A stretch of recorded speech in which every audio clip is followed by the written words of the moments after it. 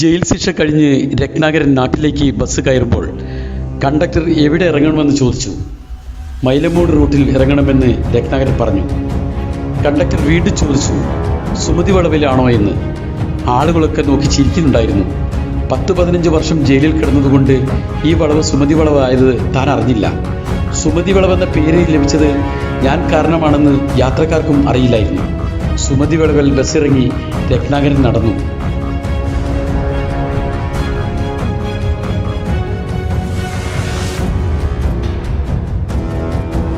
അരുംകൊല നടത്തിയ ദിക്കിലേക്ക് രത്നാകരൻ ഒന്ന് കണ്ണോടിച്ചു.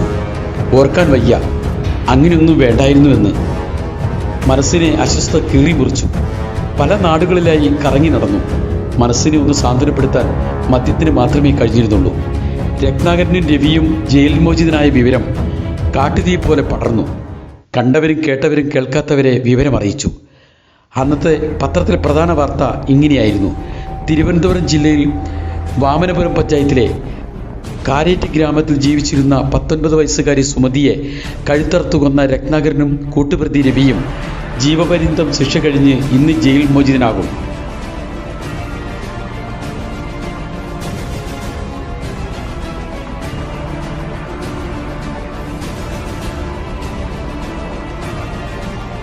ഇന്നത്തെ പോലുള്ള കുറ്റകൃത്യങ്ങൾ അന്ന് കുറവായതുകൊണ്ട് കൊലയാളികളെക്കുറിച്ചുള്ള വാർത്തകൾ പത്രങ്ങൾ വേണ്ടുവോളം ആഘോഷമാക്കി. സ്വന്തം നാട്ടിലെത്തിയ രത്നാകരനെ ആളുകൾ ആട്ടിപ്പായിച്ചു.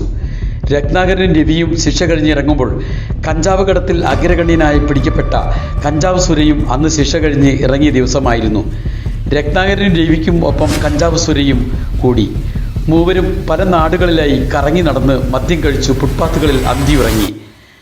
ലോക നഗരങ്ങളിൽ നിന്ന് താന്തോന്നികളുടെയും പിടികിട്ട പുള്ളികളുടെയും പിടിച്ചുപറിക്കാരുടെയും വിഹാര കേന്ദ്രമായിരിക്കുകയാണ്.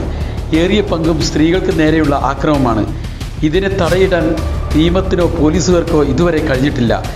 ഇങ്ങനെ പോയാൽ മനുഷ്യൻ സ്വകാര്യ ജീവിതം ലഭിക്കാതെ ആക്രമികളുടെ ആയുധങ്ങൾക്ക് ഇരയാകേണ്ടി വരും. അമ്മയുടെ അസുഖം മൂലം സുമതി വിദ്യാഭ്യാസം നിർത്തിവെക്കേണ്ടി വന്നു. കുടുംബം പുലർത്താൻ കാരേറ്റ് ഗ്രാമത്തിലുള്ള താണിപ്പിള്ള മുതലാളിയുടെ വീട്ടിൽ അടുക്കള വേലയ്ക്കായി പോകുകയായിരുന്നു. കുറച്ച് നാളുകൾക്ക് ശേഷം താണിപ്പിള്ളയുടെ മകൻ ചങ്ങാത്തം കൂടാൻ ശ്രമിച്ചു. താണിപ്പിള്ള മുതലാളിയുടെ ഇളയ മകനായ രത്നാകരൻ. ദിവസങ്ങളും മാസങ്ങളും കടന്നു. വീട്ടുജോലിക്കിടയിൽ രത്നാകരൻ എപ്പോഴും തന്നെ ചുറ്റിപ്പറ്റി നടക്കുമായിരുന്നു. കലശലായ ഇഷ്ടം തന്നോട് തോന്നി തുടങ്ങി. അത് തെറ്റാണെന്നും ഒരിക്കലും അറിയിക്കാത്ത കാര്യമാണെന്നും അവൾ സ്വമേധയാ ഓർത്തെടുത്തു. പലപ്പോഴും രത്നാകരനിൽ നിന്നും സുമതി ഒഴിഞ്ഞുമാറി. പിന്നെ എന്തോ അവൾക്ക് അവനോട് നേരി ഇഷ്ടം തോന്നി തുടങ്ങി. സ്നേഹങ്ങൾ കോർത്തു വെച്ചുകൊണ്ട് ഇരുവരും പലയിടങ്ങൾ ചുറ്റി നടന്നു.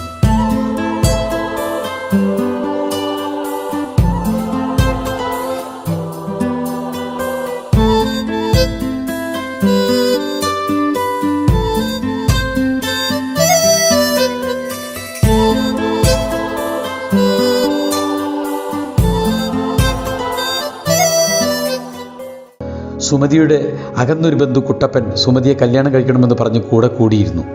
സുമതിക്ക് കുട്ടപ്പനെ ഒട്ടും ഇഷ്ടമില്ലായിരുന്നു. സുമതിക്ക് രത്നാകരനോടായിരുന്നു ഇഷ്ടം കൂടുതൽ. സുമതിയും രത്നാകരനും ആ സ്വപ്നങ്ങളുടെ തേരിലേറി എങ്ങോട്ടോ പാഞ്ഞു. അന്ന് പതിവ് പോലെ രത്നാകരൻ മദ്യപിച്ച് ഫുട്പാത്തിൽ കിടന്നുറങ്ങി. സുമതി വന്ന് സ്നേഹത്തോടെ തലോടുന്നതായി അവൻ സ്വപ്നം കണ്ടു. ജീവൻ അപഹരിച്ചിട്ട് എന്ത് പ്രായശ്ചിത്തം ചെയ്തിട്ടും കാര്യമില്ല. ആരെയും കുറ്റപ്പെടുത്താതിരിക്കുക, വേദനിപ്പിക്കാതിരിക്കുക, കൊല്ലാതിരിക്കുക. ജീവൻ അപഹരിക്കാൻ ഒരാൾക്ക് മാത്രമേ അധികാരമുള്ളൂ. അത് സാക്ഷാൽ ഈശ്വരന് മാത്രം.